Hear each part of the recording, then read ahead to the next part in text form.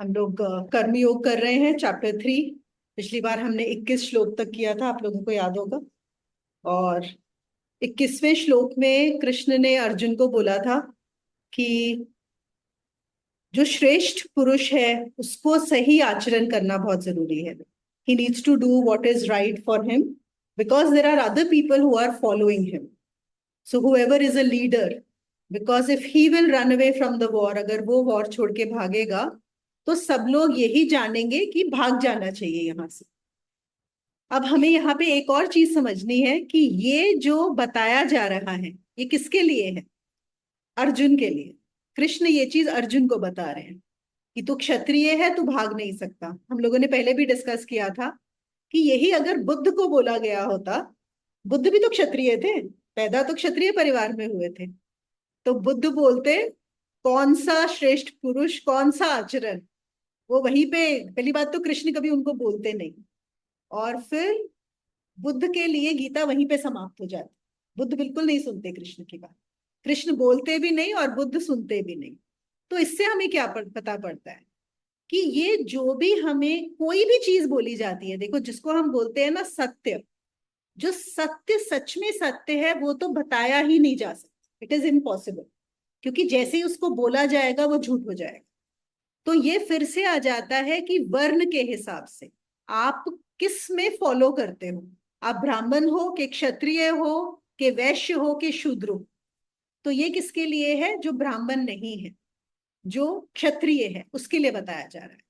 अब जैसे बहुत सारे लोग बोलते हैं, बुद्ध के लिए भी बोला जाता है, और ये अलग अलग ओपिनियंस हैं कि क्योंकि उन्होंने अपना सब कुछ छोड़ दिया राजपाट और भिक्षु बन गए, इसलिए। तो बहुत सारे लोग ऐसा सोचते हैं कि बुद्ध ने क्योंकि भिक्षु बन गए, इस चक्कर में बहुत सारे लोग भिक्षु बन गए उनको देख के, जिन्होंने अपनी रिस्पॉन्सिबिलिटीज को छोड़ दिया। लेकिन कौन है, देखो किसको वो चीज अपील करेगी कि हम रिस्पॉन्सिबिलिटीज को छोड़ दें और सच में जो बुद्ध का को फॉलो करेंगे, और बाकियों के लिए कर्म करना ही सही है। जो भी आप जिस भी उसमें हो, अगर आप एक स्टूडेंट हो तो आपका काम क्या है? अच्छे से पढ़ाई करना। अगर आप जॉब कर रहे हो, फैमिली कर रहे हो, तो आपका काम है कि अपनी परिवार का ध्यान रखना, अपनी फैमिली की रिस्पॉन्सिबिलिटीज पूरी करना, जो भी आपको मिला हुआ है। हाँ, जैसे उन्होंने पिछली बार भी बताया था कि एक जो स्वयं को जान जाता है, जो आत्मा में ही स्थित हो जाता है, वो अपनी चॉइस से, उसके लिए कोई कर्तव्य नहीं, वो कुछ भी कर सकता है। तो बुद्ध ऑलरेडी उस स्टेट में पहुंच गए थे, तो बुद्ध के लिए कोई कर्तव्य नहीं था। लेकिन जब तक हम उस स्टेट में नहीं पहुंचते, तब तक जो भी कर्तव्य है वो करना है, और अर्जुन तो डेफिनेटली नहीं पहुंचा है। तो अर्जुन को अपने सारे कार्य निभाने हैं। अब आगे 22, 23 और 24 श्लोक जो हम करेंगे उसमें कृष्ण क्या बता रहे हैं अर्जुन को कि देख अर्जुन, मुझे 3 लोकों में कोई भी कर्तव्य नहीं है, और कुछ भी ऐसा नहीं है जो मुझे प्राप्त करने योग्य है। मुझे ना कोई कर्तव्य है, ना कुछ पाना है, ना कुछ करना है, लेकिन मैं फिर भी सारे कर्म करता हूं। अब जो कृष्ण भी अवतार लेके आए हैं वो सब कर रहे हैं। बेटे का भी धर्म निभा रहे हैं, राजा का भी धर्म निभा रहे हैं, दोस्त का भी धर्म निभा रहे हैं, सब कुछ उन्होंने किया। तो वो यही कह रहे हैं कि अगर मैं कर्म नहीं करूंगा अर्जुन, तो सब मनुष्य मेरे बर्ताव के अनुसार कार्य करेंगे, मतलब मुझे फॉलो करेंगे, मेरा बिहेवियर देखेंगे कि कृष्ण कुछ नहीं करते तो हम भी कुछ ना करें। तो इसलिए तुझे ये कर्म करना है। और फिर वो कहते हैं कि अगर मैं कर्म न करूं तो ये सब लोग भ्रष्ट हो जाएंगे। तो यहां पर जैसे हमने बोला कि बुद्ध ने क्या डिसाइड किया, बुद्ध भी वही है और कृष्ण भी वही है। अगर अंदर से देखें तो दोनों की स्थिति में कोई फर्क नहीं है। लेकिन बुद्ध ने सब कुछ छोड़ दिया, लेकिन वो कुछ और कर्म कर रहे हैं, है ना। कर्म तो वहां पर भी हो रहा है, इतने सारे भिक्षुओं को जो ज्ञान दे रहे हैं, उनकी साधना करा रहे हैं, वो भी तो एक कार्य है। और कृष्ण कैसे कार्य कर रहे हैं? संसार में रहते हो, सारे कार्य करते हो। तो कर्म से नहीं भाग सकते, है ना। तो हमें कर्म योग में क्या समझना है, अगर जो मेन मैसेज बार बार आता है कि you can not run away from your karm, that is not possible. what is it that you have to leave? That I am the doer. The doership only has to be left, that's all. You can never run away from the karma that is given. देखो। यहाँ एक question है। हाँ। हम लोग बोल रहे हैं कि डोंट रन अवे फ्रॉम कर्म। हम्म। तो वो जो हो रहा है वो हो रहा है, तो we are just playing that act. Right. So we assume this is it right to say like that? Okay. See what happens I if we go by this, that I am only following a script. Okay. Then again, we come back to that basic question of destiny versus free will. And what we are saying is that everything is destined. Okay. There is nothing which is my will at all. If that helps me to surrender, and if that makes my life simple and beautiful, that I am just following the script. See, हमें क्यों ये चीज बताई गई थी? क्योंकि life बहुत simple हो जाती है, फिर आपको कोई परेशानी है ही नहीं ना, कि मुझे तो सिर्फ स्क्रिप्ट फॉलो करनी है, फिर मुझे अपना दिमाग क्यों लगाना है? अच्छा हो बुरा हो, मैंने अच्छा किया मैंने बुरा किया, फिर से मैं ड्रॉप हो जाता है। लेकिन यहाँ पे भी गड़बड़ क्या होती है कि हम उस मैं को ड्रॉप नहीं कर पाते, और हम उसमें सिर्फ फायदा क्या करते हैं, देखते हैं कि अच्छा सब कुछ डेस्टिन्ड है तो मेरी कोई रिस्पॉन्सिबिलिटी नहीं है। हम यहां पर भी रिस्पॉन्सिबिलिटी लेने से डरते हैं। Are you getting the point? जैसे हमने बोला, क्या बोला था एक बार और चीज, कि जब अर्जुन जो है सांख्य योग का फायदा ले रहा है और कह रहा है कि अगर ज्ञान ही सबसे ऊपर है तो मुझे कर्म क्यों करवा रहे हो, तो वो क्या कर रहा है? वो इसलिए नहीं कर रहा कि ज्ञान योग्य ऊपर है इसलिए कर्म से भाग रहा है, वो कर्म से भागना चाहता है इसलिए ज्ञान योग का सहारा ले रहा है। तो हम अगर रिस्पॉन्सिबिलिटी नहीं लेना चाहते तो हम बोलेंगे कि अरे सब कुछ तो स्क्रिप्ट लिखा हुआ है, I just need to follow, मेरा तो कुछ इसमें रोल है ही नहीं। So are we taking that from a victim perspective or running away from the responsibility, or have I actually become surrendered to it?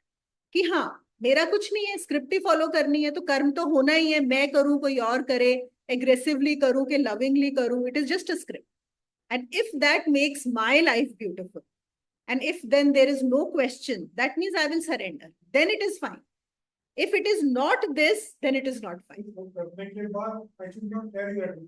Not at all. कुछ होना ही नहीं चाहिए ना, मैंने किया ये कॉन्सेप्ट भी नहीं आना चाहिए, ये दिमाग में ही नहीं आना चाहिए। जो भी किया, हाँ, ये थॉट ही नहीं है कि मैंने ही किया, बस जो हो रहा है। कहते हैं अभी ना कुछ रिसर्च हुई है उसमें ऐसा बोलते हैं कि जैसे जब बहुत छोटा बच्चा है, उसको जब उन्होंने मतलब फॉलो किया कि कैसे उसकी सोशलाइजेशन होती है, तो ये पता लगा कि छोटे बच्चे को मेरे तेरे का कॉन्सेप्ट होता ही नहीं। You know, when we are born we have no idea that I am separate, not at all. लेकिन हम देखो बच्चे को कैसे सिखाते हैं, जब एक बहुत छोटा बच्चा होता है हम उसको बोलते हैं, उसका नाम है, लेट्स से उसका नाम रिया है, तो हम क्या बोलेंगे? ये है रिया। करते हैं कि नहीं? उस बच्चे को बार बार बोलते हैं, हम बताते हैं कि तुम सेपरेट हो, यू आर रिया, रिया को भूख लगी है, रिया की मम्मी है, ये रिया के पापा हैं। ऐसे करते हैं कि नहीं करते? तो हम उसको सेपरेटनेस, इंडिविजुअलिटी सिखाते हैं as part of the socialization. उसको बच्चे को ध्यान नहीं होता, उसको नहीं पता होता। इनफैक्ट उन्होंने ये बोला, आपने देखा ना छोटे बच्चे अंगूठा चूसते हैं बहुत सारे, कहते बच्चे को नहीं पता होता कि वो मेरा अंगूठा है जो मैं चूस रहा हूँ, उसके लिए वो सिर्फ एक ऑब्जेक्ट है, दैट्स इट, उसको कॉन्सेप्ट ही नहीं होता मेरे का। तो बहुत छोटे में वो है ही नहीं। और अभी जो हमारा कृष्ण का मैसेज है वो इसी बात पे बोल रहे हैं कि तुम जब बड़े हो गए हो, लेकिन तुम ये मेरा तेरा छोड़ दो, यहाँ पे मेरा तेरा है ही नहीं। तुम बोलोगे जैसे कि मैं सेपरेट हूं इस हवा से, है ना, मैं ये सेपरेट है, ठीक है, ये हवा सेपरेट है, पर इस हवा को एक बार हटा दिया जाए, 1 मिनट भी ये शरीर जी नहीं पाएगा, है कि नहीं? सांस कहाँ से लेंगे? और मैंने अभी जो ब्रेथ इन ली, वो किस किस के पहले ऑलरेडी बॉडी में से जा चुकी है कि नहीं? तो हम कर सकते हैं मेरी हवा तेरी हवा, मेरी ब्रेथ तेरी ब्रेथ, पता नहीं कहाँ कहाँ से होके आई है ना, कितनी जगह घूम के आई है। इस सन के बिना जो निकला हुआ है, ये शरीर रह सकता है क्या? तो एवरीथिंग इज कनेक्टेड, सब कुछ कनेक्टेड है। तो इसलिए जो कर्म करना है as part of the collective, as part of the collective, this body and mind also has to do certain actions.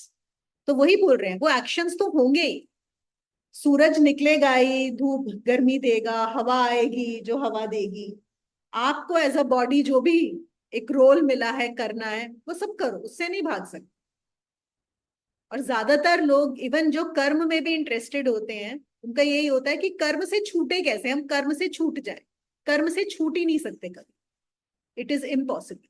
और जितना हम कर्म से छूटने की कोशिश करेंगे उतना और उल्टे फंसेंगे और ज्यादा कॉम्प्लिकेटेड हो। ठीक है, did you get your answer Santosh? देखो, कृष्ण जब ऐसा कहते हैं कि मुझे अब कुछ पाने योग्य नहीं है क्योंकि मैंने सब पा लिया, अब कुछ भी ऐसा नहीं है जो मेरे करने योग्य है क्योंकि मैं सब कुछ कर चुका, जो पाना था पा लिया, करना था कर लिया, अब कर्म मेरे लिए कर्तव्य नहीं है। तो यहाँ कृष्ण नहीं बोल रहे, यहाँ परमात्मा बोल रहे हैं। This is the statement when we say paramatma, the ultimate, the absolute, वो वहां से आ रहा है। तो कृष्ण भी हमें बॉडी फॉर्म में नजर आ रहे हैं, लेकिन यहाँ पे Krishna as a Krishna body वाली की बात नहीं हो रही, यहाँ पे किसी और की बात हो रही है उनके पीछे।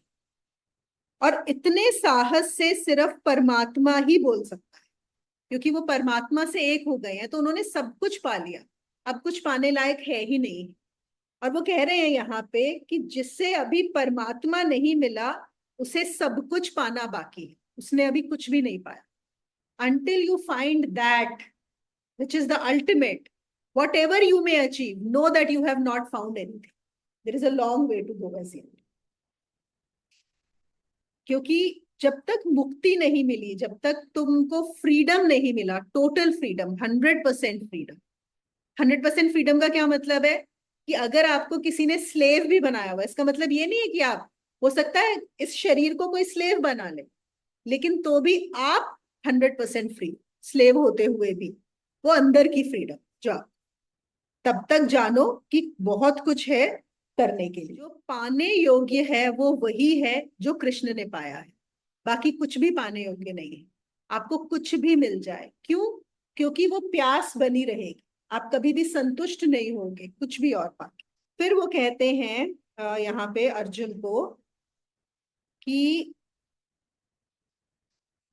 अर्जुन अगर तू रुकेगा, तू आज ठहर जाएगा तो खतरनाक है। किसके लिए खतरनाक है? तेरे लिए भी खतरनाक है। क्यों? क्योंकि अर्जुन वो नहीं पाएगा जो कृष्ण चाहते हैं कि वो पाले, तो he will be stuck, and because of him there will be so many other people who will also be stuck, because people will be following Arjun, because Arjun is a leader. और यहाँ पे इसमें क्योंकि वो क्षत्रिय है, तो उसमें एक और चीज जो अर्जुन को याद दिला रहे हैं वो यह है कि सिर्फ अपने लिए ही कर्म करना काफी नहीं है। It is not enough that you work only for yourself, you need to work even for others. तुम्हें दूसरों के लिए भी कर्म करना है। इनफैक्ट वो कहते हैं असली कर्म तो इसी दिन शुरू होता है जब तुम अपने को छोड़कर दूसरे के लिए करने लगते हो। और दूसरे का क्या मतलब है? अगेन द रियलाइजेशन कि कोई दूसरा है ही नहीं, सब अपने ही हैं।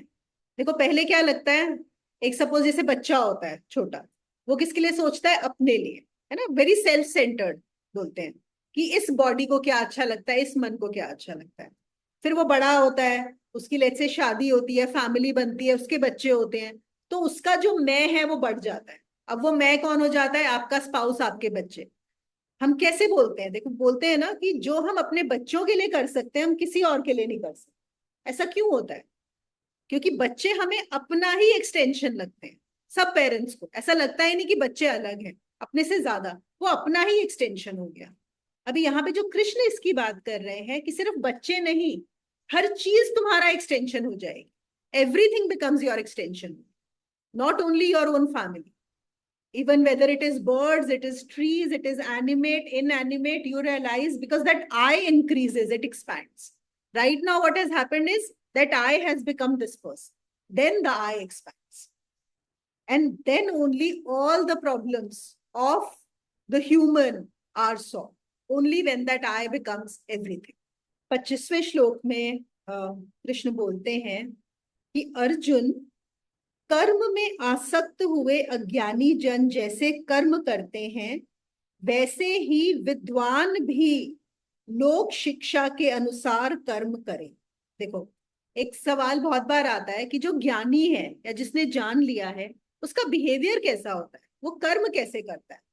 तो यहाँ पे कृष्ण अर्जुन को कहते हैं कि देख, कर्म तो तू भी वैसे ही करेगा जैसे जो आसक्त पुरुष करता है। मतलब how a normal person who is attached, how that person works. your behavior is not going to be any different from that. You will also be behaving in the same way. So from the behavior perspective, it cannot be known whether the person is attached or detached, because the behavior will remain the same only. Okay. But the difference is where? The difference is in the inside. He is doing all the actions by being detached, whereas other people are doing all the actions by being attached. That is the major difference. So in behavior, there is no difference at all. देखो, इसका जैसे ना बहुत बार कुछ लोगों को ये सवाल भी पूछा गया था, कुछ जो हमारे करंट गुरुज भी हैं बड़े, कि आप भी हमारे जैसे खाते पीते सोते हो, घूमते हो, पार्टीज में जाते हो, सब कुछ करते हो, हम भी ये करते हैं, फर्क क्या है आप में और हम में? We are also do, you know, you are doing everything that we are doing. You are also eating good food, wearing good clothes, living nicely. What is the difference? अब यहाँ पे क्या है, देखो, समझ, जो अंडरस्टैंडिंग है, एक अंडरस्टैंडिंग मनुष्य की ये होती है कि जिसने जान लिया वो शायद कुछ अलग करेगा, उसका बिहेवियर अलग होगा, या वो खाना छोड़ देगा, या वो पता नहीं कैसे बिना कपड़ों के रहेगा, या क्या रहेगा. एक कॉन्सेप्ट बना हुआ है आपके दिमाग. It is not like that. Okay. जैसे देखो, यही फर्क है दोनों में. अब एक बहुत छोटा एग्जांपल देती हूँ. जैसे तपोवन में हम लोग भी रहते हैं, मैं भी रहती हूँ, और मेरी मेड भी रहती है. ठीक है. अब कोई बाहर वाला ये पूछ सकता है कि what is the difference? She also lives in Tapovan, you also live in Tapovan, but is there a difference between the way I live and she lives, although we live in the same place? Our address is the same. Her address is the same as my address. But is there a difference or not? The same difference is between the one who knows and who doesn't. From outside, the behavior looks the same. दोनों का same behaviour है. देखा, अरे difference क्या है? जैसे हम दोनों का एड्रेस सेम है, कोई फर्क नहीं है एड्रेस. वो भी यही एड्रेस लिखती है, मैं भी यही एड्रेस लिखती हूँ, लेकिन बहुत फर्क है.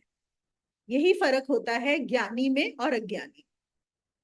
तो कर्म करते हुए लगेगा वही, और कृष्ण तो बोल रहे हैं कि तू कर्म वैसे ही करेगा जैसे कोई भी आसक्त पुरुष करता है. वो कहते हैं कि वैसा ही कर्म करो जैसे आसक्त व्यक्ति कर्म करता है. अंतर कर्म में नहीं है, अंतर आसक्ति में है. इससे क्या होगा? इससे जीवन एक अभिनय हो जाएगा. फिर से बात आ गई लीला पे. वी ऑलवेज से ना कि लीला है, कुछ भी नहीं है, it's a play, it's a drama. अब जब एक एक्टर प्ले करता है एक मूवी में, तो क्या उसको अटैचमेंट होती है? जब वो एज अ मिलियनेयर एक्ट कर रहा है, उसको पता है, या वो जो भी मेहनत कर रहा है वहां पे कुछ करने के लिए, उसको पता है उसको कुछ मिलने वाला है वहां पे? कुछ नहीं मिलने वाला ना. एक्टिंग कर रहा है. लेटर से हमने कोई अभी मूवीज आती है ना कि कोई स्पोर्ट्स पर्सन है जो बहुत मेहनत कर रहा है, और फिर उसको मूवी में ओलंपिक मेडल या कुछ मिल जाएगा, लेकिन क्या उसको मिलता है क्या? नहीं मिलता ना. It's just part of the movie. So he knows he's not going to get anything, and yet he's doing all the acting. और वो दिखा रहा है कि वो बहुत प्यार में है, या वो दिखा रहा है कि उसको बहुत नफरत है विलेन से. पर क्या प्यार होता है या नफरत होती है? नहीं होती ना. तो जैसे एक्टर कर रहा है, ऐसे ही जो जानता है उसका भी बिहेवियर बिल्कुल वैसा हो जाता है. तो फिर से आती है, हम सब जानना चाहते हैं कि जिसने जान लिया हम उसको कैसे पहचाने, एज इफ उसका बिहेवियर डिफरेंट होगा. यहाँ पे उन्होंने बिल्कुल क्लियर कर दिया है कि बिहेवियर में वो उसको बोल रहे हैं कि तू भी वैसे ही बिहेव कर, कुछ भी अलग बिहेव नहीं कर, सेम है. रियल लाइफ भी वैसी रहेगी. हाँ, बिल्कुल. पहले जब वो सेट पे जाके देखते हैं, हाँ, they are only there for 2 minutes and again एक कोने में बैठे रियल लाइफ में पेरेंट का जो होता है ना, वो अच्छे लोगों से कंपेयर हाँ, बिल्कुल. प्राण है, रंजीत है, वो सब करेक्ट, बहुत अच्छे हैं. Correct, correct. और उल्टा हो सकता है, हीरो विलन टाइप लोग होंगे. अब जैसे कुछ लोग, ये भी आता है रामायण में, जब राम की सीता खोती है, तो आप लोगों ने देखा होगा, उसमें हमारी तुलसीदास वाल्मीकि रामायण में भी है यार, वह रामायण का जो सीरियल भी आया था, कि राम रो रहे हैं, चिल्ला रहे हैं, और जाके वृक्षों से पूछ रहे हैं कि मेरी सीता कहाँ है.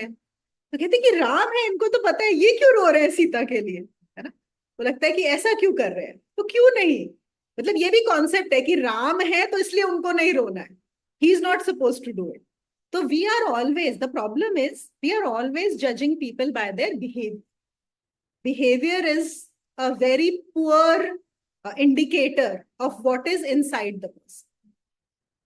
तो लेकिन हमारे माइंड की भी एक लिमिटेशन है कि वो बिहेवियर से ही जज कर सकता है, अंदर तो झांक नहीं सकता किसी के। कि हमारे दिमाग में कहीं ना कहीं ये है कि जो मेरे जैसा है वो नहीं, वो कुछ और होना चाहिए, वो कुछ एक्सट्रीम में होना चाहिए, वो कुछ ऐसा होना चाहिए कि मुझे मैं ऑ में आ जाऊं। हम we like to come in the ऑ। और यही एक रीजन है कि जैसे बहुत सारे गुरुज होते हैं ना, एक तो वो कब पॉपुलर होते हैं, जब उनकी डेथ हो जाती है। और फिर क्या होता है, उनके जो डिसाइपल्स होते हैं they only talk about the good things of the guru. क्यों? क्योंकि ह्यूमन माइंड ही ऐसा है, मतलब it can not accept grey. और the fact is that everyone is grey from a behaviour perspective, everyone you will find is grey. लेकिन हमारा mind नहीं एक्सेप्ट करना चाहता, तो हम उनकी एक बड़ी पॉजिटिव इमेज बना लेते हैं दिमाग में, पॉजिटिव, और जो नेगेटिव होता है उसको छुपाते हैं। अब जैसे गुरुजी को ही लोग नहीं बोलते थे, गुरुजी को चाइनीज बहुत पसंद था, तो किसी ने तो बोला था आप चाइनीज खाते हैं, आप चाइनीज कैसे खा सकते हैं, आप तो गुरु हैं। तो ये भी एक है कि ये कैसे हो सकता है। So those are our concepts. और हमारे कॉन्सेप्ट्स भी कैसे बने हैं, क्योंकि मेजोरिटी में सोसाइटी में वही चीजें हमने बार बार पढ़ी है, सुनी है, मतलब किसी ने तो बताई है ना, कहीं लिखी गई है, उनके बारे में बात हुई है, तो हमारे दिमाग में बैठ गया है कि बस एक इमेज बन गई है कि ऐसा होता है। तो एक तो गुरु का मतलब लंबी दाढ़ी होगी, बाल वो होंगे, बस एक गेरुआ कपड़ा होगा उसका। एक बार हुआ था ना, किसी ने वृंदावन में कृष्ण जी को जीन्स पहना दी थी, जो कृष्ण जी की मूर्ति है। एक बार किसी ने, तो बहुत हंगामा हो गया था कि कृष्ण कैसे जीन्स पहन सकते। अरे भैया क्यों नहीं पहन सकते, अगर देखा जाए तो क्या प्रॉब्लम है अगर कृष्ण ने जीन्स पहन ली, पर उसी पे हंगामा हो गया। वो तो है, अरुण गोविल एक बार जींस पहन के इस पे हम हाँ बिल्कुल बिल्कुल। या कभी अरुण गोविल को सिगरेट पीते हुए देख लिया तो हो गया। हाँ। तो वो कहते हैं यहाँ पे कि कर्म हो सकता है बिना आसक्ति के। लोग बोलते हैं अगर अटैचमेंट नहीं होगी तो कर्म कैसे करेंगे, हमसे तो काम ही नहीं होगा। हमें कुछ चाहिए, या हमें अपने बच्चों से प्यार है, या फैमिली, उसके लिए फिर हम काम करते हैं कुछ पाने के लिए। अगर कुछ पाना ही नहीं है तो कर्म कैसे होगा। तो वो यही बता रहे कि अभिनय से हम ये जान सकते हैं कि बिना कुछ पाने के लिए, ऑल्दो अभिनय में हम बोल सकते हैं कि एक्टर को पैसे मिल रहे हैं ना एक्टिंग करने के, तो इसलिए वो कर्म कर रहा है ना। लेकिन बात वही है कि उस चीज को समझना कि बिना किसी रीजन के, मतलब बिना अटैचमेंट के, फ्री होके, संतुष्ट होके, वो जो एक बार हमने पहले भी बात किया था कि if I am satisfied, people ask, then how will I act, how will I work, because only when there is dissatisfaction that motivates me to work, otherwise how will I work? But we have not understood that how much work can be done when we are satisfied. और एक तो Einstein का ही coat है कि the best work, जो आपकी सबसे ज्यादा creative and the highest work that you can do for humanity is only when you are completely free from that freedom, and that freedom also from dissatisfaction. क्योंकि आप dissatisfied होके एक immediately एक limit बन जाती है, एक ऊपर सीलिंग आ जाती है कि हम उसके लिए काम कर रहे हैं। लेकिन एक बार वो हट जाता है, then the kind of work that you do, there is no comparison. but इसके लिए मतलब आपको आनंद में आना चाहिए, you have to get across that line। बिल्कुल बिल्कुल, आनंद में आना पड़ेगा। वही है वो। That's it। हाँ, पर बात वही है ना कि कितने लोग उसके लिए आना भी चाहते हैं। इवन जो लोग सोचते हैं कि हम स्पिरिचुअलिटी में आना चाह रहे हैं, स्पिरिचुअलिटी में काम कर रहे हैं, उनको भी लगता है कि शायद कुछ स्पिरिचुअल करेंगे तो यही थोड़ा सा और बेटर हो जाए, चलो just improving a little bit of this, that's all. They do not really understand कि it is about recognising the ultimate, the absolute, the real you. It is about losing what you have। हाँ, it is about losing everything. इसके जो हाँ है वो सब खत्म हो जाएगा। बिल्कुल, it's all about losing, not about gaining. और जब सब कुछ लूज करते हैं तब जो गेन होता है, दैट इज वॉट। लेकिन अगेन वहां पे इसलिए रेडी होंगे लूज करने को कि कुछ गेन करेंगे तो ये भी एक बड़ा कॉन्फ्लिक्ट है, वो भी नहीं होता फिर। It only happens when you are just ready to lose completely. एक मोमेंट आ जाता है, आपको लगता ही नहीं, सच में हो जाता है कि कुछ गेन नहीं कर, I am just ready to let go of everything, then that happens. और बेसिकली दैट क्रिएट्स, क्या बोलेंगे, एक सिचुएशन क्रिएट करता है उसको होने के लिए। फिर भी होगा वो तो कृपा पे होता है। तो फिर से यहाँ पे देखो, इन्होंने बताया है कि क्यों बोल रहे हैं कि दूसरों के लिए, क्यों कह रहे हैं कि तुझे दूसरे लोग फॉलो करेंगे। क्योंकि कुछ भी हो, अर्जुन अभी ये चीज नहीं समझ सकता कि बिना किसी कारण के जो है वो करे, मतलब युद्ध करे without any reason. So the reason what Krishna is giving him is so that for other people, that is the reason. हमें कारण चाहिए ही चाहिए.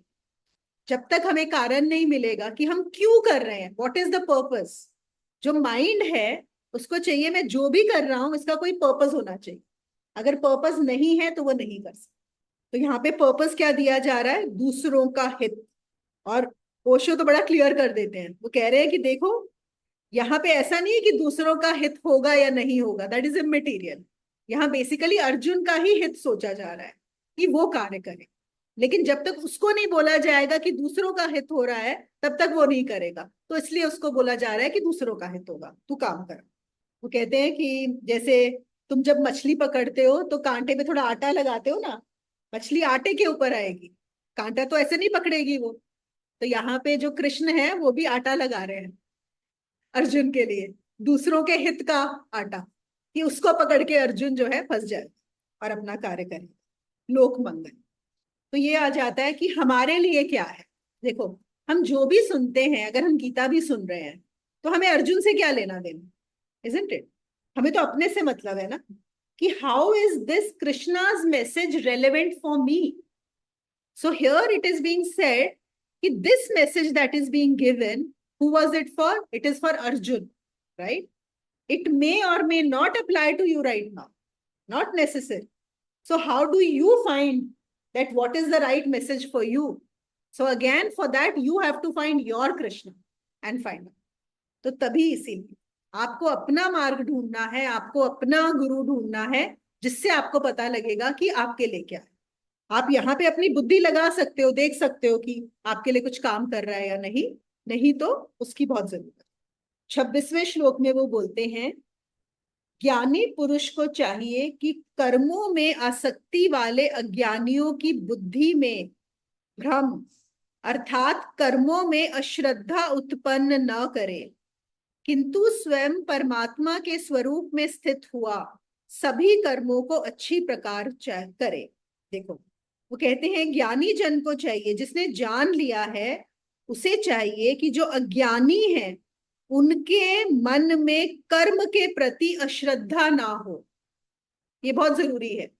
जब तक अज्ञानी का क्या मतलब है, जिसने नहीं जाना. ज्ञानी का मतलब है जिसने जान लिया, ठीक है. और जब तक नहीं जाना तब तक कर्म, ये नहीं सोचना कि कर्म नहीं कर, तब तक कर्म करना ही है. जब तक अज्ञानी अपने आप को यही मानता है कि मैं ये शरीर हूं, तब तक उसके मन में कर्म के प्रति अश्रद्धा नहीं होनी चाहिए. तब तक उसके दिमाग में ये नहीं आना चाहिए कि मुझे कर्म नहीं करना. जब तक वो उस पॉइंट पे नहीं पहुंच जाता, उसके बाद उसकी चॉइस है. After that he decides whatever he may want to, but before that the karma has to be done. जैसे इन्होंने यहाँ पे बहुत अच्छा एग्जाम्पल दिया है कि जैसे सपोज किसी ने सूर्य को देख लिया, ठीक है, एक्सेस है कि सूर्य की रोशनी है. अब अगर कोई दिए जला के बैठा हुआ है तो वो क्या बोलेगा, अरे ये दियों से कुछ नहीं होता, दियों की रोशनी से नहीं होगा, सूर्य की रोशनी चाहिए. लेकिन तुम्हारे पास सूर्य है, जो बाकी लोग हैं उनके पास क्या है, दिए हैं. तो दिए, जब तक सूर्य नहीं मिलता दिए कुछ काम तो कर रहे हैं ना, तो तब तक तो दियों की ही जरूरत है, उन्हीं की रोशनी. आप उनके दिए भी बुझा दो और उनको सूर्य भी ना मिले तो पूरा ही अंधकार हो जाएगा. जो अज्ञानी है वो जब तक नहीं जानता तब तक उसे कर्म करना बहुत जरूरी है. क्यों? क्योंकि अर्जुन का एक सवाल आया था ना कि अगर ज्ञान ही सबसे इंपॉर्टेंट है तो अब कर्म क्यों करना है, why should I work. No, you have to work, you have to do all of that. 27वें श्लोक में वो बोलते हैं, वास्तव में इन रियलिटी संपूर्ण कर्म प्रकृति के गुणों द्वारा किए गए हैं. देखो, फिर तुम्हारा जो क्वेश्चन था ना वो वैसा ही उसी से रिलेट आ गया. वो कह रहे हैं in reality all the actions are being done by the nature or the qualities of the nature. कौन से वाले? हम बोलते हैं ना, सत्व, रजस और तमस, 3 तरह के गुण है प्रकृति. It is the nature which is doing all of the work. लेकिन अहंकार से मोहित हुआ पुरुष मैं करता हूं ऐसा मान लेता है. अहंकार से मोहित हुआ पुरुष. देखो, ये बड़ा अच्छा है, अहंकार से मोहित, मतलब हिप्नोटिज्म जो हम जिसको बोल सकते हैं, अहंकार से, यहाँ पे इंपॉर्टेंट वर्ड है मोहित। मोहित मतलब hypnotise. So what is he sharing over here, कि जो ईगो है, अहंकार क्या है, ईगो ना, कि you can be hypnotised by that ego. आपको पता नहीं है कि मैं कर्म करने वाला हूं। कर्म कौन कर रहा है, प्रकृति कर रही है, अपने आप हो रहा है, लेकिन आप हिप्नोटाइज हो गए हो जिससे कि आपको लगने लगा कि आप कर रहे हो। तो इसमें ना ओशो ने एक बहुत अच्छा उन्होंने बताया है कि उन्होंने, वैसे हम लोगों ने, आप लोगों ने कभी कोई वो अटेंड किए हैं शोज जहाँ पे लोग हिप्नोटाइज करके चीजें कराते हैं, हैव यू अटेंडेड? वो टीवी पे आता ओके। है हाँ, ऐसा बात। हाँ, हाँ, वैसे रियल में भी शोज होते हैं, ऐसा वो दिखाते हैं, and they will call anybody from the audience, और वो जो भी उनको हिप्नोटाइज करेंगे वो वैसा ही करता है। और ऐसी ऐसी चीजें हैं कि जैसे आपके हाथ पे कुछ भी नहीं रखा, और वो बोलेंगे आपके हाथ के ऊपर कोयला रखा हुआ है, ओके, और उसको एक्चुअली लगेगा कि उसका हाथ जो है वो जल गया है, और not only that, there will be a burn sensation also on the hand.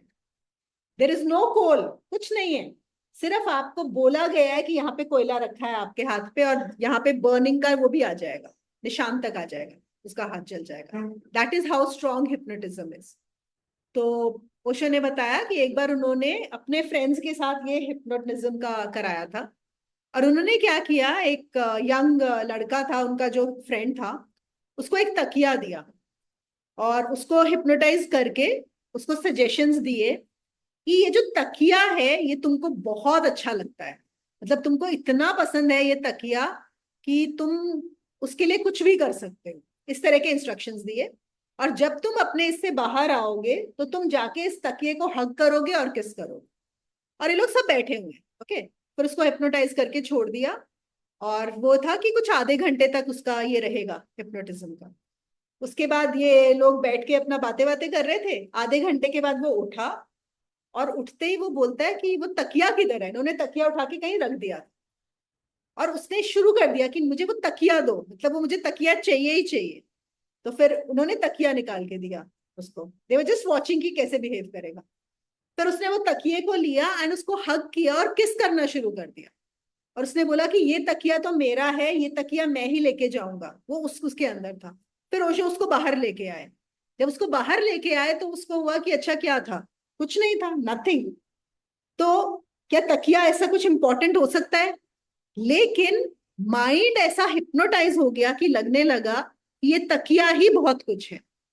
तो कैसे हमारा माइंड हिप्नोटाइज हो जाता है बहुत चीजों से, कितनी चीजों से, जैसे ये ज्यादातर लोग होते हैं जिनका माइंड किससे हिप्नोटाइज होता है, कलर्स से, आपने देखा है, we get really hypnotised by bright colours, कि कुछ भी समथिंग वेरी कलरफुल होता है तो आपका माइंड उस चीज को वो करता है।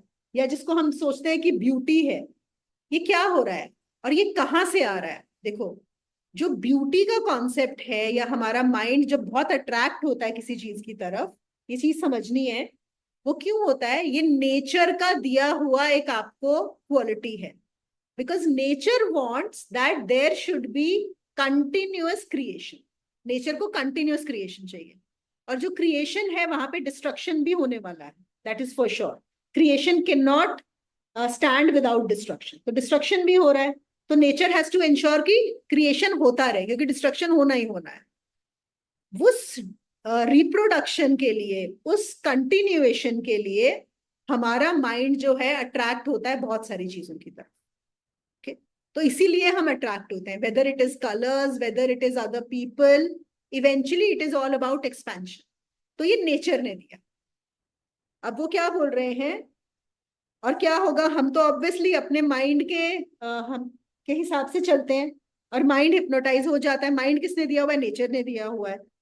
तो क्या होगा, जो उसकी वजह से मैं का भी कॉन्सेप्ट आ जाता है कि मैं, क्योंकि नेचर चाहती है आपको ऐसा लगे कि आप सेपरेट हो, आप अलग हो, क्योंकि तभी नेचर का कंटिन्यूएशन और क्रिएशन चलता रहेगा।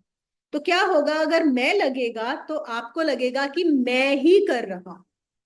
So what is coming back to it is that because of your mind being hypnotized, the actions which are actually being done by nature, you're actually going to think that you are doing them, whereas you are not doing them. So how do you realize that you are not doing them? It is only by reaching that state. Until then, you are going to feel कि मैं ही करने वाला हूं. ठीक है. और यहां बोलते हैं वो, जैसे आपको कोई पर्टिकुलर फेसेस बहुत अट्रैक्टिव लगते हैं, या कुछ कलर्स बहुत अच्छे लगते हैं, या आपको कोई खाना बहुत अच्छा लगता है खाने में, आपको लग रहा है मुझे अच्छा लग रहा है. नहीं, आपको नहीं लग रहा. वो नेचर ने उस पर्टिकुलर स्ट्रक्चर को ऐसा बनाया है कि उसको लग रहा है वो चीज. It is nothing to do with you. You are not a part of this. ये कितनी उल्टी टीचिंग है ना, अगर देखा जाए जो कृष्ण दे रहे हैं, कि आप हो ही नहीं वो. आप सोचोगे हाँ यार मैंने अभी रसगुल्ला खाया मुझे तो बहुत अच्छा लगा. वो कह रहे नहीं, तुम्हारी जीभ ऐसे बनाई गई है कि उस पे जब रसगुल्ला टच करेगा तो तुमको अच्छा लगेगा, उस पे जब करेला टच करेगा तो किसी को नहीं अच्छा लगेगा. It is nothing but nature. You have nothing to do. So everything is coming from the nature only. अब यहाँ पे क्या है, वो कहते हैं देखो, जो कौरव हैं उनको भी नेचर ने एक गुण धर्म दिया है, और जो पांडव हैं उनको भी एक गुण धर्म दिया है. और गुण धर्म में आपस में भी कभी हमेशा कॉन्फ्लिक्ट रहने वाला है कि नहीं. जैसे हम बोलते हैं सात्विक, तामसिक और राजसिक. सो क्या कॉम्बिनेशंस हैं. There will be certain things which will work with each other, and there will be certain qualities which will work against each other. तो इसलिए लड़ाइयां भी होनी है, वॉर भी होना है, प्रेम भी होना है. It is all part of the nature. सब कुछ होने वाला है नेचर में. बट घूम फिर के बॉटम लाइन ये है कि it is all play. Like how we create a movie, right. अगर मूवी में शुरू में सोचो कि इतना सब दिखाने की क्या जरूरत थी, वो एंड में तो विलन को मार ही दिया हीरो ने, अगर पहले सीन में ही मार देते तो मूवी कैसे बनती. और ये तो है ही कि जो भी बुद्धि दी कि देखो प्रकृति ने जब 3 गुण बनाए हैं, वो एक creation can not happen without destruction, right. तो अगर पॉजिटिव है तो नेगेटिव बनाना ही बनाना है ना. लॉ ऑफ पोलैरिटी कैसे चलेगा, उसके बना बनाना ही बनाना है. But what will not exist only. बिल्कुल. अब हॉट एंड कोल्ड जो है वो क्या है, हॉट एंड कोल्ड दोनों ही ऑपोजिट ही है ना. ना hot and cold if they come together they will both kill each other. जैसे आप एक ही थर्मोस में हॉट कॉफी और कोल्ड कॉफी तो नहीं डालोगे ना. अगर आपने दोनों को डाला सो दे विल बोथ. तो वही बोल रहे प्रकृति में तो लड़ाई होनी होनी है. तो देखो वो कह रहे हैं जो हम बोलते हैं धर्म और अधर्म की लड़ाई, यही बोलते हैं ना. तो कृष्ण कह रहे हैं यहाँ पे धर्म अधर्म की लड़ाई नहीं है, प्रकृति के ही 2 गुणों की लड़ाई है. 2 गुणों की लड़ाई होनी ही है. ये प्रकृति की प्रक्रिया ही ऐसी है. The nature is like that. So you can not run away from any of these things. बहुत बार ना हम सोचते हैं कि सभी लोग ऐसा सोचते हैं कि बस लाइफ में अच्छा ही अच्छा हो, खराब हो ही ना. पॉसिबल ही नहीं है, हो ही नहीं सकता ऐसा. क्योंकि आप जो आए हो, जो भी इस प्रकृति का एक वो बन के, उसमें दोनों चीजें चलनी ही चलनी है. इट इज इम्पॉसिबल कि आपके साथ सब कुछ अच्छा हो. हम सोचते हैं हम सारे ऐसे कर्म करें कि बस हमारे साथ कभी कुछ बुरा ना हो जाए, तो ऐसा नहीं होता. अभी ना कल ही मैंने एक आइंस्टाइन के ऊपर देखी, आप लोगों ने, डॉक्यूमेंट्री है नेटफ्लिक्स पे. It's quite nice. तो मुझे ये नहीं पता था कि जो आइंस्टाइन है ही वाज एक्चुअली जर्मनी से उनको निकाल दिया गया था क्योंकि हिटलर का रूल हो गया था, बिकॉज ही वाज अ ज्यू. सोचो, हम सोच सकते हैं कि एल्बर्ट आइंस्टाइन जो इतना बड़ा साइंटिस्ट था, इतना पॉपुलर था, और 1907 में उसने अपनी थ्योरी ऑफ रिलेटिविटी दे दी थी, और हर जगह ऑल ओवर द वर्ल्ड उनको बुलाया जाता था लेक्चर्स के लिए. और फिर क्या हुआ, he was on his tour to US. वो गए हुए थे, पीछे से हिटलर का रूल आ गया, रिजाइम आ गया, और इनकी सारी प्रॉपर्टी को डिस्ट्रॉय कर दिया गया, उनका सारा पैसा ले लिया गया, उनकी जितनी बुक्स थी, जो उन्होंने पेपर्स लिखे थे, वो बर्न कर दिए गए, just because he was a Jew. Then he was given asylum by England. England में असाइलम लिया, एंड बाद में वो चले गए फिर यूएस. अब हम यहाँ पे सोचेंगे, और he is shown, of course it is shown in the documentary, कि he was a very, of course, you know, एक genius तो definitely he was, even otherwise a very peace loving, that kind of a person, कि उनके साथ इतना बुरा क्यों हुआ. अगर हमारा दिमाग ऐसे ही सोचेगा ना कि कोई इतना बड़ा काम कर रहा है, इतना बड़ा साइंटिस्ट है, सब कुछ है, और उसके साथ इतना बुरा हो रहा है, तो फिर वही बात है कि कोई गारंटी नहीं है लाइफ में कि किसके साथ कब क्या होने वाला है। तो ये चीजें भी होती हैं। तो यही है गुण धर्म की लड़ाई। यहाँ पे बस वो यही बता रहे हैं कि सब कुछ गुण धर्म के अनुसार होता है। अगर आप कुछ अच्छा करते हो तो ये मत खुश हो जाओ कि मैंने बहुत अच्छा किया, क्योंकि ये भी एक प्रकृति ही अपने आप ही आपसे अच्छा करवा रही है। और जब बुरा होता है तब प्रकृति ही अपने आप से बुरा करवा रही है। दोनों चीजें अपने आप में। जो पूरा होता है वो कुछ करने के लिए होता है या ऐसा भी कुछ नहीं होता, प्रोसेस? वो भी इंसान ने अपना बनाया है कि हाँ it makes sense to the human mind कि let me learn from it. और लेट्स से अगर वो भी आया, वो भी प्रकृति का ही गुण है, उसको भी प्रकृति का मान लो, सीख लो उससे। तो ये चल रहा है, ये एक प्रोसेस है which will continue like that. अब जैसे सपोज एक मूवी बनी है, ठीक है, उस मूवी में लेट्स से हीरो एक बहुत बड़ी गलती करता है, फिर उस मूवी में ही उस गलती से सीखता है और उस गलती से सीख के कुछ बहुत अच्छा काम करता है। अब यहाँ पे वो जो सीखना है वो भी पार्ट ऑफ द स्क्रिप्ट है कि नहीं है? Best is to take it as a mystery. अगर हमें डेस्टिनी में बिलीव भी करना है then the best thing is to say हाँ फिर एक्सेप्ट कर लो ना, फिर किस बात का कॉन्फ्लिक्ट है, देन कंटिन्यू। लेकिन माइंड नहीं कर पाता वो भी। बिल्कुल नहीं रहना गिल्ट, बिल्कुल एब्सोल्यूट। गिल्ट और फियर तो बहुत ही बुरे कॉन्सेप्ट्स हैं, बहुत ही बुरे इमोशंस हैं, क्योंकि वो आपको गिल्ट और फियर आपको बहुत नीचे खींच के लेके जाते हैं। They really pull you down. और देखो एक टेंडेंसी होती है इंसान में कि वो हमेशा कोई भी गलती होती है तो दूसरे को ब्लेम करना चाहता है। ये देखा है जनरली सबका ये होता है। आपका फर्स्ट होता है नहीं ये मैंने नहीं किया, ये उसकी वजह से हुआ या फिर सिचुएशन की वजह से। You don't want to take the blame on yourself. What is the reason for that? The reason is कि जैसे ही आप अपने ऊपर, जब आपके दिमाग में ये आता है कि मैंने किया है, तो गिल्ट आ जाता है। एंड गिल्ट आपको पूरी एनर्जी को सोक कर लेता है, पूरा आपको नीचे खींच देता है। आपका माइंड में मतलब क्या बोलेंगे ना, कॉन्फिडेंस खत्म हो जाता है, स्टीम खत्म हो जाता है, बहुत परेशानी होती है। Guilt is a very very negative emotion that.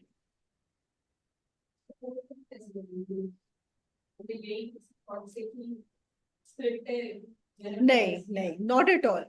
You that is not the right approach कि आप सोचो स्क्रिप्ट है। सी अगर आपको गिल्ट आया है, पहले आपको समझना है इस चीज कि गिल्ट किसको आया है और क्यों आया है। और अगर हम इसके थोड़ा और पीछे जाएंगे ना, सच में बैठ के एनालाइज करेंगे, और ये एनालाइज भी ऐसा नहीं है कि आपका 1 दिन या 2 घंटे में हो जाएगा, उस पर आपको काम करना पड़ेगा। तो before the guilt comes, before the fear comes, उससे पहले क्या होता है, कहीं ना कहीं बहुत स्ट्रांग होता है कि मैं करने वाला हूं, आई एम द डूअर। और कुछ बहुत हमारी लाइफ में कुछ अच्छी चीजें हुई होती हैं जहां पे होता है मैंने ये किया था, मेरी वजह से ये हुआ।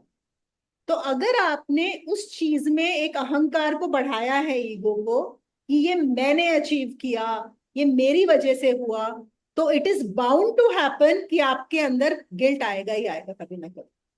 क्योंकि हमेशा जो आप करते हो उससे सक्सेस नहीं मिलने वाली। 100% सक्सेस पॉसिबल ही नहीं है लाइफ। क्योंकि फिर से नेचर का लॉ क्या है? Law of polarity.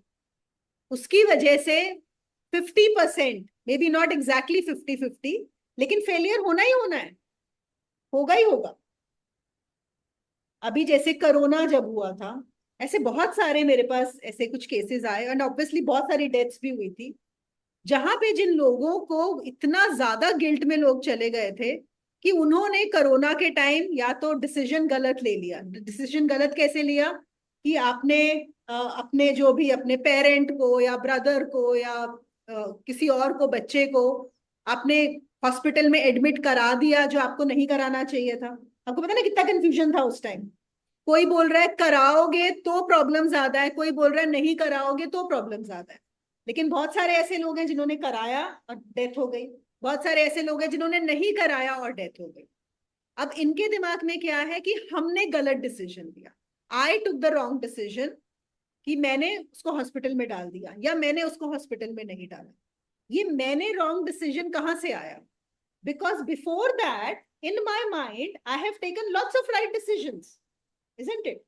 मैंने डिसाइड किया कि मैं, मेरा बेटा ये करेगा, उसने वो किया और बहुत सक्सेसफुल हुआ। मैंने डिसाइड किया मैं ये बिजनेस करूंगा, वो बहुत सक्सेसफुल हुआ। तो ऑब्वियसली आपके दिमाग में है कि मैंने किया था, तो गिल्ट आना ही आना है। Are you getting that point? तो ये नहीं बोलना है हमें यहाँ पे कि स्क्रिप्ट में लिखा हुआ है इसलिए I shouldn't be guilty. No no no no, that is not going to work at all. तो पहले आप पूरे पीछे जाओ, ये आ कहां से रहा है, go in the back and you will find that you have applauded yourself and you have taken a lot of pride in doing things that you did them. इसीलिए मतलब हमारे माइंड में वो इंस्पिरेशन है, impression है, बिल्कुल, that impression is there. unless we utilize that, Yes, आगे चल के वैसे ही होते हैं. बिल्कुल बिल्कुल, absolutely. For example, सी जब भी हम किसी भी अनुभव को, किसी भी एक्सपीरियंस को बहुत इंपॉर्टेंस देंगे, वेदर पॉजिटिव और negative, it is going to create very strong impressions in the mind. अगर आप किसी चीज को लेके बहुत खुश हुए हो, आपको लग रहा है कि ये बहुत अच्छा हुआ है, खुश मतलब आपको लग रहा है मेरे साथ ये बहुत अच्छा हो गया, you are totally too much about it. So no कि उसका ऑपोजिट एक दिन होने ही वाला, क्योंकि वो जो इंप्रेशन बन गया है. क्योंकि क्या है, देखो एक और जो फिजिक्स का लॉ है वो क्या होता है, everything comes to an equilibrium, ऐसे करके एक लॉ है ना, कि हर चीज एक नॉर्मलाइज होता है, हर चीज है ना, यू वुड नो बेटर. तो वो नॉर्मलाइज में क्या होना है कि अगर आप किसी चीज को बहुत ऊपर ले गए हो, इंपॉर्टेंस दे दी है, तो वो नीचे लेके जाएगा. अगर आप नीचे लेके जाओगे तो वो ऊपर जाएगा, क्योंकि उसको बैलेंस करना. It is like a pendulum ना, आप इतना एक्सट्रीम में लेके जाओगे तो फिर वो उतना जाना ही जाना है उस तरफ. So we have to understand the mind works in a pendulum. So maybe if you have really understood the process, that I had taken pride in being very good or applauding myself for what I did. Ideally, for a someone who is intelligent will also realize कि अगर ये दोनों हुए हैं, या तो ये समझ में आएगा कि दोनों ही मैं करने वाला नहीं हूं, है कि नहीं? अगर नॉर्मल आदमी, मतलब अगर हम जिसको नॉर्मल बोलते हैं, वैसे तो वो अबनॉर्मल बोलेंगे, इसको नॉर्मल नहीं बोल सकते, है ना, लेकिन एवरेज ह्यूमन बीइंग कुछ नहीं, then you have to live with it. और यही तो हो रहा है. आप देखो, जिसको हम एवरेज ह्यूमन बीइंग बोलते हैं या नॉर्मल ह्यूमन बीइंग बोलते हैं, वो क्या कर रहा है, लोग इसी में रहते हैं, लोग गिल्ट में जीते ही हैं. कितने सारे लोग गिल्ट में जी रहे हैं, don't you see people around you? अब यहां पर भी जब हम गिल्ट की बात कर रहे हैं, even for a person, again when I said it is not, guilt is not a very good emotion to have. तो गिल्ट कब यूजफुल है, लेकिन गिल्ट का भी यूज है. गिल्ट का यूज क्या है कि मैं सिर्फ वहीं पे ना रह जाऊं गिल्ट में ही. I now take an action.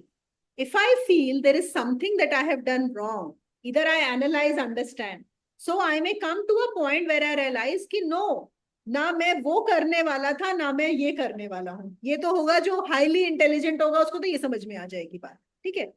दूसरे को जो ये नहीं समझ में आएगा, चलो वो फिर भी उसमें होगा. अब वो देखेगा कि अच्छा मैंने ये, मेरे से ही गलती हुई, अब मैं इसको सुधारूं कैसे, now what can I do differently. तो he will get into different kinds of actions. जैसे आपने सुना होगा, बहुत सारे ऐसे लोग हैं, I know of a particular case, now I am remembering. तो क्या हुआ था, एक लेडी थी जो अपने बच्चे को, बच्चा सुबह जाता था स्कूल बस में, जैसे होता है कि मदर्स जाती हैं छोड़ने के लिए, भेजा, या वो बच्चा लेने के लिए आ रहा है. तो कुछ हुआ था, वो पहुंची नहीं थी टाइम पे, और बिकॉज ऑफ दैट वो बच्चा बस के नीचे आ गया, छोटा बच्चा. तो obviously there is a lot of guilt as a mother that I had not reached on time, और वो बच्चा चला गया, वो गिल्ट हुआ. लेकिन उसके बाद उसने एक मूवमेंट शुरू किया, और ऐसे आपको बहुत सारे केसेस मिलेंगे where people have started these movements to ensure, उसके बारे में अवेयरनेस क्रिएट करना कि औरों के साथ ना हो, या फिर इंश्योरिंग वो कि जो बस का ड्राइवर है या कंडक्टर है, कि जब तक मदर नहीं आती आपको बच्चे को नहीं छोड़ के जाना है, you know these kind of things that happen. So then you have to take an action around. तो गिल्ट तो था, obviously there was a lot of, but that guilt again turned into another movement to help save other people. ऐसे बहुत सारे आपको मिलेंगे, कुछ alcohol के होते हैं, ड्रग्स के होते हैं, कोई रेप के होते हैं. सो यहाँ पे हम जो गिल्ट की बात कर रहे हैं, when I am saying it's a negative emotion not good to have, is कि आप बस गिल्ट में ही बैठे रहो कि अरे मुझसे हो गया. बहुत सारे लोग हैं करते कुछ नहीं है, अभी कुछ नहीं करेंगे, वो बस उसके अंदर कि हाय हमसे तो ये हो गया, अब उसी में ही बैठ गए. So that is not the right. You have to move beyond that guilt, and it cannot be compared with those who are not feeling guilty for whatever that they are doing. That's a very different. तो इस case में for normal person, जो हो रहा है बच्चे के लिए हो रहा है, just move on. सिर्फ बोलने के लिए नहीं, अगर वो सच में समझ रहा है। तुम्हें वो फंसा आएगा मतलब। हाँ। You take some sentences or something, what do you know? Just take it and just move on. No, but don't not to use them again just to get out of that situation. कि जो हो रहा है अच्छे के लिए हो रहा है, क्योंकि ये ऐसा भी लोग बहुत बोलते हैं, जो हो रहा है अच्छे के लिए हो रहा है, लेकिन अंदर से वैसे के वैसे, अंदर में कोई ट्रांसफॉर्मेशन नहीं आया, कोई चेंज नहीं आया है। कल को फिर से जब अच्छा होगा तो वो तो हमारा किया हुआ है, और जो खराब होगा तो अच्छा, जो हो रहा है, अभी क्या करें, है ना। तो इन चीजों में बहुत गड़बड़ होती है। तो 28वें श्लोक में वो बोलते हैं कि गुण विभाग और कर्म विभाग को जानने वाला ज्ञानी पुरुष संपूर्ण गुणों में बरतता हुआ भी आसक्त नहीं होता है। मतलब जिसने ये जान लिया कि ये सब कुछ क्या है, प्रकृति में हो रहा है, प्रकृति करा रही है, तो वो सब कुछ गुणों में बरतता हुआ भी अटैच नहीं हो, वो सब कुछ करता हुआ प्रकृति के साथ जो कर्म चल रहे हैं करेगा, लेकिन उनसे अटैच नहीं हो, उनको देखता रहेगा, उनसे परेशान नहीं होगा, क्योंकि उसको पता है कि ये प्रकृति है। और वहां पे अब जैसे एक स्टोरी है, मैंने बहुत बार बताई है, पहले भी, एक रिंझाई करके ये हुए थे जेन मास्टर। तो क्या हुआ, वो बाजार से जा रहे थे और पीछे से एक आदमी आया और उसने डंडा लिया हुआ था और इनको बहुत जोर से मारा पीछे से डंडा, और उनको काफी चोट भी लगी। तो लेकिन ये चलते रहे अपना, कुछ इन्होंने ना पीछे मुड़ के देखा किसने मारा क्या है, चलते रहे। तो वहां पे कोई देख रहा था, वहीं पे एक आदमी था, उसने उनको रोका, उसने बोला आप कैसे आदमी हैं, कोई आदमी आके आपको डंडा मार के चला गया और आपने कुछ रिएक्ट ही नहीं किया। तो उन्होंने बोला कि क्या हुआ, कुछ दिन पहले मैं एक पेड़ के नीचे सोया हुआ था, रात का समय था, मैं पेड़ के नीचे सो गया था, और वहां पेड़ से एक डंडी गिरी और मेरे कंधे पे गिरी और मुझे काफी चोट लगी, लेकिन मैंने पेड़ को कुछ नहीं कहा। तो आदमी ने बोला आप कैसे आदमी है, पेड़ को ना बोलना और इंसान को ना बोलना तो फर्क है ना, पेड़ तो नेचर था जिसकी वजह से वो गिर गया, लेकिन कोई इंसान आपको मार रहा है, दैट तो you have to take an action. तो ही सेड नहीं, ये भी नेचर है, ये भी प्रकृति है। जो इंसान बिहेव कर रहा है, आके मुझे डंडा मार रहा है, जैसे वो डाल गिरी, देखो एक हवा का झोंका आया, डाल कैसे गिरी होगी, कुछ हवा का झोंका आया, कुछ तूफान आया, डाल गिर गई, इनको चोट लग गई। ऐसे ही इस इंसान के मन में कोई तूफान आया, कोई आंधी चली, उसने आके इनको डंडा मार दिया।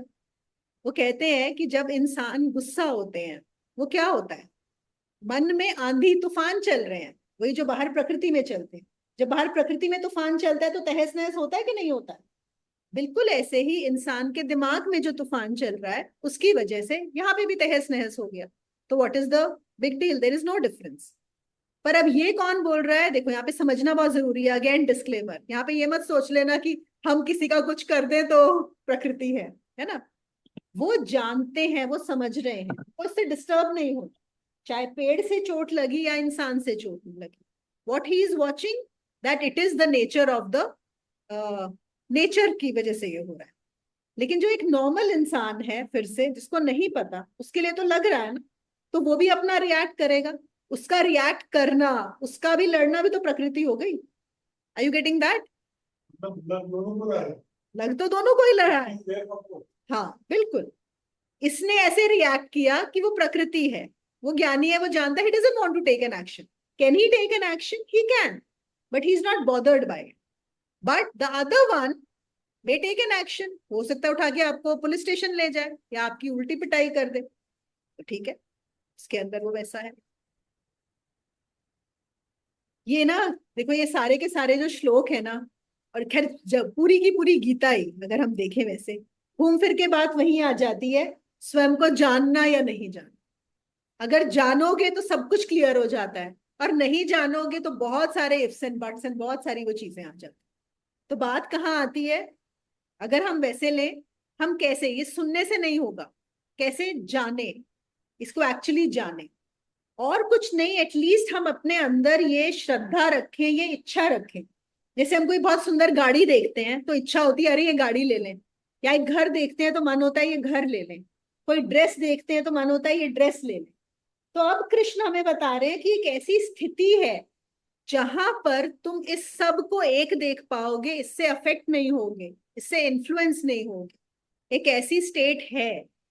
तो हम एटलीस्ट उसकी डिजायर तो करें, उसकी इच्छा तो करें कि हमें भी वो स्थिति प्राप्त हो जाए, जो टोटल फ्रीडम की, पूरी फ्रीडम। तो इसमें संकल्प का कितना मैटर है? हाँ, संकल्प का बहुत महत्व है, संकल्प बहुत मैटर करता है। देखो, कुछ भी बिना संकल्प के नहीं होता। अगर हम देखें हमारी लाइफ में, अगर आप इंजीनियर बने, राइट, कभी तो सोचा होगा ना मैं इंजीनियर बनूंगा, तभी तो 12th तक साइंस पढ़ी होगी, फिर आपने एग्जाम दिया होगा कम्पिटिटिव, उसके बाद फिर 4-5 साल पढ़ाई की होगी इंजीनियरिंग की। तो संकल्प तो लेना पड़ा ना, बिना संकल्प के तो नहीं होता। अगर आप हर संडे यहाँ पे सेशन के लिए आते हो, उसके लिए भी संकल्प लेना पड़ता है ना, एक इच्छा तो लेनी पड़ती है, बिना इच्छा के नहीं होता। तो there are so many people who are not coming but you are coming, so somewhere that sankalp is there. तो हर चीज के लिए संकल्प लेना पड़ता है, इच्छा होनी चाहिए। कितनी इच्छा है अंदर, कितनी आग लगी है, और जितनी आग लगी होगी उतना आसान हो जाता है, वो आग ही आपको ऊपर चढ़ाती है।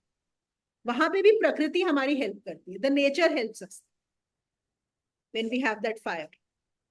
क्या? माइंड लेता है संकल्प, माइंड ही लेगा। जब तक हम माइंड को ट्रांसेंड नहीं करते, जो भी काम होगा माइंड से ही होगा, वो माइंड ही हमारा काम करता है। आपको पता है, जैसे कोई अगर जैसे कोई मर्डरर्स होते हैं, अगर ये प्रूव हो जाए कोर्ट में कि जो उसने मर्डर किया लेकिन उसकी बुद्धि कम है, एक पर्टिकुलर आईक्यू के बिलो है, या फिर वो पागल है, या उसको कोई बीमारी है, तो उनको सजा डिफरेंट मिलती है। पता है ना आपको, आप लोगों ने मूवीज में देखा होगा ऐसे केसेस। या फिर ऐसा होता है कि सपोज आप जा रहे हो, लेट अस से, कहीं रात को किसी रेस्टोरेंट से बाहर निकले, और वहां पे कोई बाहर है जिसने बहुत पी हुई है, और वो आपको कुछ बोल दे, आप बुरा मानोगे? इतना बुरा नहीं मानोगे, आपको लगेगा, यूल जस्ट से अरे इसने बहुत पी हुई है, पागल है, you'll just go, you will not take an action. आप जाके उससे लड़ना नहीं शुरू करोगे, करेक्ट? क्योंकि आपको पता है उसने बहुत पी हुई है। तो पी हुई का मतलब है कि उसका माइंड, अभी बुद्धि काम नहीं कर रही, उसकी बुद्धि is under a particular influence, influence of the alcohol, because of which he is behaving like this, so you would not bother that, right? लेकिन अगर आप बाहर निकलो और कोई नॉर्मल इंसान दिख रहा है आपको, और वो आपको कुछ बोल दे, फिर आपको गुस्सा आएगा, है ना? क्योंकि उससे आप एक्सपेक्ट नहीं कर रहे हो कि ये क्यों गुस्सा कर रहा है, ये क्यों ऐसे बोल रहा है। आप ही वो ये बोल रहे हैं, वो एक और स्टेप आगे जा रहे हैं। वो कह रहे हैं कि देखो, वो अल्कोहल के इन्फ्लुएंस में है, उसको तो तुम माफ कर देते हो, ये भी तो एंगर के इन्फ्लुएंस में है। This person for whatever reason is right now under the influence of anger, and because of that anger there is poison in his mind, there is poison in his brain also, जो तो हमारी science ने आज prove कर दिया है कि जब भी हम गुस्सा होते हैं तो हमारा पूरा सिस्टम ही बदल जाता है, हमारे ब्लड में एक्चुअली पॉइजन आ जाता है। पता है ना आपको, when we get angry there actually is poison in our blood।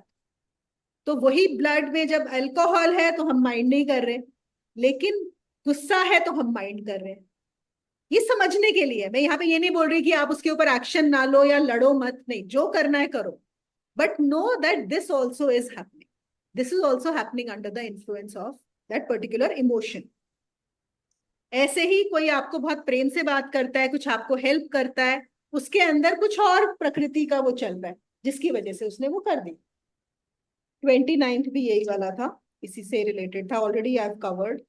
इन्होंने ना एक और हिप्नोटिज्म का बहुत अच्छा यहाँ पे एक एग्जाम्पल दिया है, नेपोलियन का। आपको पता है Napoleon was a very strong statesman, and काफी ये था, ब्रेव बोलो या जो भी। लेकिन उसके साथ क्या हुआ था, नेपोलियन के साथ, जब वो 6 महीने का था तो उसके ऊपर एक बिल्ली आके बैठ गई थी, तो वो बहुत डर गया था, when he was only 6 months old. और नेपोलियन को पूरी जिंदगी में सिर्फ जो डर लगता था वो बिल्ली से डर लगता था, जो उसका कभी निकल ही नहीं पाया। मतलब अगर उसके सामने शेर ले आओ तो उसको डर नहीं लगता था, लेकिन अगर बिल्ली आ जाएगी तो वो डर जाता था। और ये जो बात है, ये इसकी लड़ाई हुई थी नेल्सन के साथ, ओके? उसको पता था ये बात। तो कहते हैं जब नेल्सन उससे लड़ने आया तो आर्मी में पीछे बिल्लियां बांध के लेके आया बहुत सारी। और जब नेपोलियन ने देखा इसने कि बिल्लियां हैं वहां पे, तो उसका वहीं पे मनोबल, मतलब he was so much hypnotised कि बिल्लियों को देखते ही उसकी पूरी वो चेंज हो जाती थी बॉडी की। And that is the only time, that is where he lost the battle. वो होता है ना, जैसे बोलते हैं हम कई बार कि दूसरों को, स्पेशली आपके एनिमीज को, आपकी वीकनेसेस नहीं पता होनी चाहिए। सबके अंदर वीकनेसेस होती हैं। आपने देखा कई बार मूवीज में भी दिखाते हैं, सपोज किसी को कोई परफॉर्मेंस देना है, कोई बहुत बड़ा स्ट्रांग है, उसको कुछ लोग जो है ना रियलाइज कराते हैं, या मैचेस में होता है, लाइक सपोज रेसिज्म का होता है, सपोज वो कोई गोल करने वाला है, उसके कान में जाके दूसरी टीम का प्लेयर कुछ बोल देगा आपके बारे में, you know something about, let's say something was wrong with their mother या फैमिली या रेस, वो कुछ बोलेंगे आपके कान में। जैसे ही बोलेंगे then you are not able to you know play the way otherwise you would. So how all these things impact the mind? Krishna कह रहे हैं प्रकृति में गुण है अर्जुन, और आदमी उनसे मोहित होकर जीता है। वही मोह उसे अंधेरे में रखता है, और वही मोह उसे अंधेरे में धक्के दिए चला जाता है। याद है हम लोगों ने एक बार किया था कि कैसे हमारी बुद्धि को मोह का घेरा कर लेता है, यहाँ पे मैंने डायग्राम बनाया था। और ज्ञानी पुरुष को इस सम्मोहन से मुक्त होना चाहिए। So what is the message? That we have to be free from this hypnotism of what it is around us.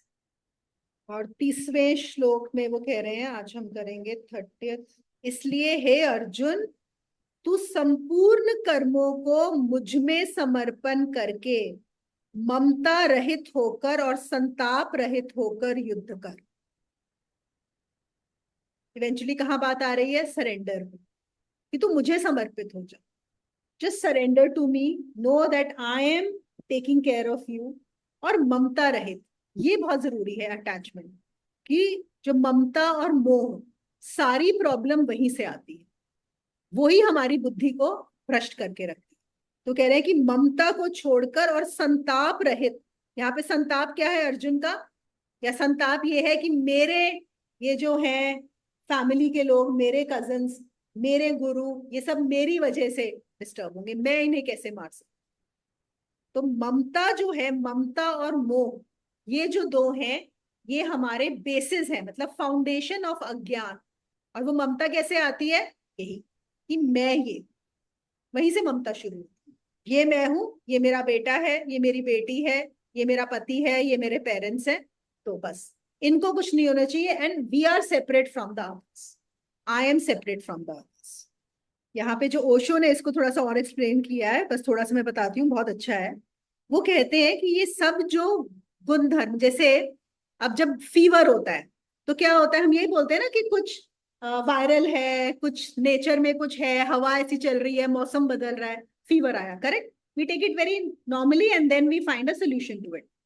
He says ये सब चीजें जब होती हैं, तुम देखते हो कि क्रोध में हो, अहंकार है, या ममता है, तुमको इसको भी एक ज्वर की तरह ही देखना है।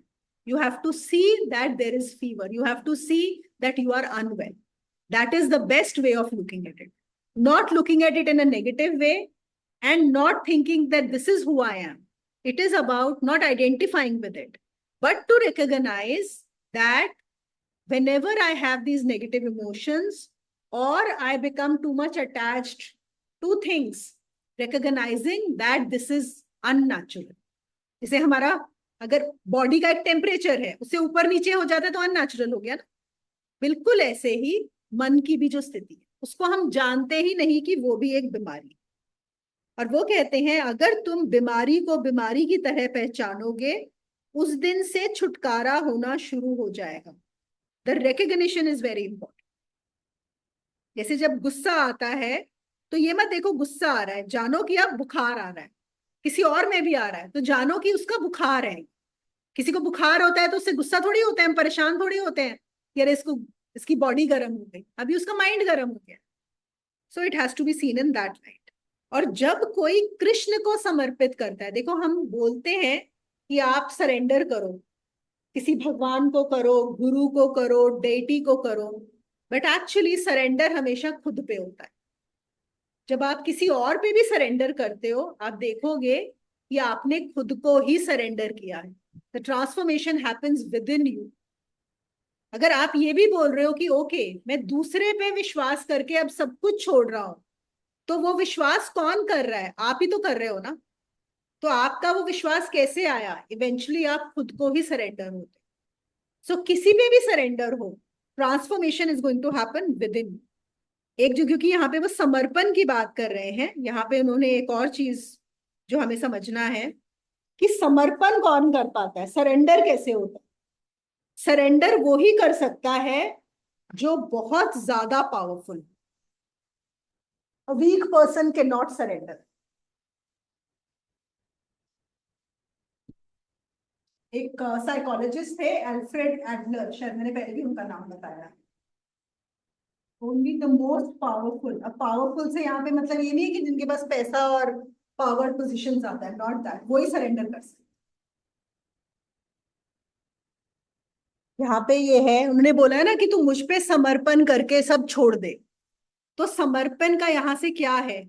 अगर तुम कैसे समर्पण कर पाओगे मोस्ट पावरफुल? एक्चुअली ये भी वही ना, इट्स घूम के बात वही आ जाती है। जब तक तुम जानोगे नहीं तब तक तुम्हारा समर्पण नहीं होगा। इकट्ठा ही होता है जानना और समर्पण करना। क्योंकि जब तुम जानते हो तभी तुम सबसे पावरफुल होते हो, शक्तिशाली होते हो। जब स्वयं को पहचान लेते हो तो अपने आप सरेंडर होता है, और वही सरेंडर कर सकता है। और जितना इंसान ईगोइस्टिक होता है वो सरेंडर कभी कर ही नहीं सकता। और ईगो होने का मतलब एक और चीज है, अल्फ्रेड एडलर ने ये दिया था कि जिसमें आपको जितनी ज्यादा ईगो दिखे ना, समझो उसके अंदर उतना ज्यादा inferiority complex. They are connected. क्योंकि जो अपने आप को अंदर इंफीरियर है वो छुपाने की कोशिश करता है ईगो से। वो हमेशा उसको छुपा रहा है, वो उसको एक्सेप्ट नहीं कर रहा कि हाँ, for whatever reason the person feels inferior. चाहे उसको लगता है कि मेरी हाइट कम है, मैं सुंदर नहीं हूं, मैं मोटा हूं, मैं इंटेलिजेंट नहीं हूं, मेरे पास पैसे नहीं है, या मेरे ग्रुप में लोग अपने आप को कंपेयर करते हैं ना दूसरों से, और उसमें कहीं ना कहीं उनको लगता है कि हम इंफीरियर। तो तुम में जितनी ज्यादा इंफीरियोरिटी होगी, तुम उतना ज्यादा तुम्हारी ईगो बढ़ती जाएगी, उतना तुम्हारा सरेंडर करना मुश्किल हो जाएगा। तो बात यहाँ पे क्या है इस वाले श्लोक में 30वें में, कि हम समर्पण करें। वो कह रहे हैं मेरे ऊपर समर्पण कर दो। समर्पण कब होगा? जब तुम्हारी ईगो समाप्त होगी, जब तुम पावरफुल फील करोगे, जब तुम अपने आप को अलग नहीं मानोगे सृष्टि से, तभी तो तुम शक्तिशाली होगे। और वो कैसे होगा? तो यहाँ पे जब इंफीरियोरिटी कॉम्प्लेक्स देखते हो अपने अंदर, उसको छुपाने की कोशिश मत। Don't try to hide it. Things that make you feel weak, things that make you feel inferior about yourself, instead of trying to hide them, accept them, become aware that they are happening and they are also nothing actually। कोई inferior होता ही नहीं है, पता है ना, there is nobody who's inferior। ये भी हमारे सिर्फ सोसाइटी के कंपैरिजंस हैं जिससे हमने इंफीरियर सुपीरियर बना दिया है, उसकी वजह से हमें लगता है। नेचर के लिए एक कांटा भी उतना ही इंपॉर्टेंट है जितना गुलाब का फूल, दोनों बराबर है। हमको क्या लगेगा?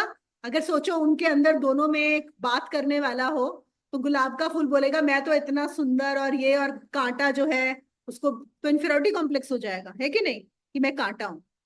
बट नेचर में दोनों बराबर है, दे आर इक्वली इंपॉर्टेंट, कुछ फर्क नहीं पड़ता उसको।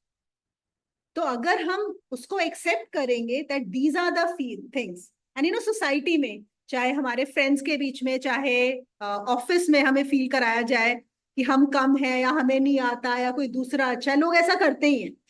और जो लोग हमारा कंपैरिजन करते हैं और हमें इंफीरियर फील कराते हैं, वो तो पक्का ही जान लो they are themselves suffering with inferiority complex. Only someone who is suffering from inferiority will make you feel inferior. तो what can we do here? Don't try to hide it, don't try to overcome it. उसको समझो कि वो क्या है, और वो भी प्रकृति का गुण है। जैसे जैसे हम उसको समझते जाएंगे, then what will happen? We will find our power within us. We will be able to see beyond those inferior things that we think of. That is what will make us powerful. That's it.